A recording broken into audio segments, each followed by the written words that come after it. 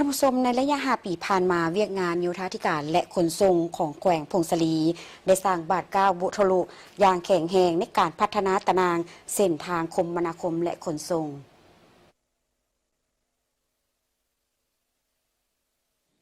โดยปฏิบัติตามมติกล่องประชุมใหญ่ครั้งที่11ของศูนย์กลางพรรคมติครั้งที่11ขององค์คณะพรรคแขวงแผนพัฒนาเศรษฐกิจสังคม5 ปีครั้งที่10ที่ได้วางออกและการปฏิบัติเวียกงาน3 สร้างให้เป็นรูปธรรมนั้นแขวงพงศลีได้ถือเอาการพัฒนาเวียกงานแขนงโยธาธิการและขนส่งเป็นแขนงการปลายแหลมเพื่อพัฒนาระบบพื้นฐานโครงสร้างท่านบุญพานิชแก้วหูหัวหน้าแผนงโยธาธิการและขนส่งแขวงพงศลีได้ให้สัมภาษณ์ในโอกาสดำเนินกองประชุมใหญ่ผู้แทนองค์คณะพรรคแขวงพงศลีครั้งที่12ว่า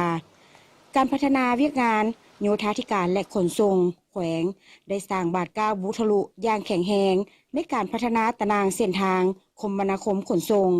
ตามสายตั้งและสายขวางตามแล้ว4 ทางออกสู่ตลาดภายนอกแล้ว22มีความสะดวกปลอดภัยคุ้มครองและจัดสรรผังเมืองให้เป็นระบบจบงามติดพันกับวัฒนธรรมบรรดาเผ่า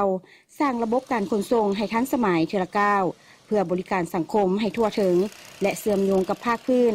สามารถตอบสนองได้ความเฮี้ยงห้องต้องการของประชาชนบรรดาเผ่านับมือให้ได้รับการพัฒนาซึ่งมาฮอดปัจจุบันนี้ทั่วแขวงพงศลีมีเส้นทางทั้งหมด601 เส้นลวงยาว 5,230 กว่ากิโลในนี้ทางหลวงแห่งชาติมีอยู่4 เส้นระยะทางทั้งหมดมา469 กิโลและผ่านการจัดตั้งปฏิบัติตลอดระยะ5 ปี1 สมัยผ่านมานี้ก็เห็นว่าเส้นทางหลายเส้นก็ได้รับการยกระดับแล้วก็ได้รับการปรับปรุงก่อสร้างเฮ็ดให้การไปมาหาสู่ของพ่อแม่ประชาชนเข้าหาเขตทางไกลโชคลีก็สามารถไปมาได้สะดวกดีขึ้นติดพันกับเรื่องงานแก้ไขเรื่องงานป้องกันชาติป้องกันความสงบก็มีความสะดวกยิ่งขึ้นมาแต่ในนี้ก็มีข้อยุ่งยากและข้อสะดวกหลายด้านโดยเฉพาะและข้อยุ่งยากละแม่นอันนึงละแม่นภูมิสันฐานของแขวงพงศลีซึ่งเป็นแขวงที่ตั้งอยู่ในเขตผู้ดอยกว่า99% เป็นเขตผู้ดอยส่งมาแล้วมันการลงทุนของรัฐมีงบประมาณจำกัดซึ่งบ่สามารถตอบสนองได้โดยเฉพาะทางหลวงท้องถิ่นอยู่ใน 4,000 กว่ากิโลของพวกเขาแม้นบ่ทันได้เป็นทางปูยางรอแล้วเป็นทางปูแห่ก็ซั่นมันก็บ่สามารถ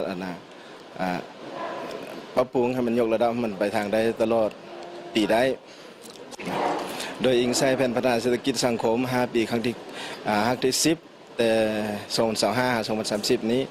เฉพาะภายหลังที่พอได้ย้ายสำนักงานจากเมืองพงศลีมาอยู่เมืองบุญเหนือแล้วแม่นจะได้ซุ่มใส่พัฒนาเมืองพงศลีนั้นเป็นเมืองท่องเที่ยวทางด้านประวัติศาสตร์ทางด้านวัฒนธรรมและธรรมศาสตร์อันนี้เส้นทางเชื่อมต่อจากเมืองพงศลีมาหาเมืองบุญเหนือนี้ระยะทาง40 กิโลพวกเราได้จะซุ่มใส่พัฒนาให้ได้ยกระดับเป็นทางปูยางให้มันสำเร็จอยู่ในอีก5 ปีข้างหน้าตามแผนที่ได้วางไว้อยู่ในแผนพัฒนาเศรษฐกิจสังคม5 ปีครั้งที่10ขององค์คณะพรรคแขวงส่วนทิศทางใน5 ปีต่อหน้านี้แม้นจะได้สุ่มใส่ก่อสร้างปรับปรุงโครงสร้างคมนาคมให้เข้าถึงแต่ละบ้านให้ได้ห้อยส่วนห้อยการคมนาคมแม้นพัฒนาตามแนวทางออกสู่ตลาดภายนอกแนะใส่เพื่อยกระดับและขยายตารางเส้นทางเศรษฐกิจสายใต้และสายขวางคุ้มครองตัวเมืองให้ไปตามแผนผังซี่น้ำรวมตัดผังบ้านก็สร้างทางซอยสร้างบ้านใหญ่กลายเป็นตัวเมืองชนบทพัฒนาเวียกงานบริการและขยายระบบน้ำประปาให้ทั่วถึงพัฒนาเวียกงานขนส่งทางภายในและต่างประเทศให้นับมือนับดีขึ้นหันเป็นทันสมัยโลจิสติกส์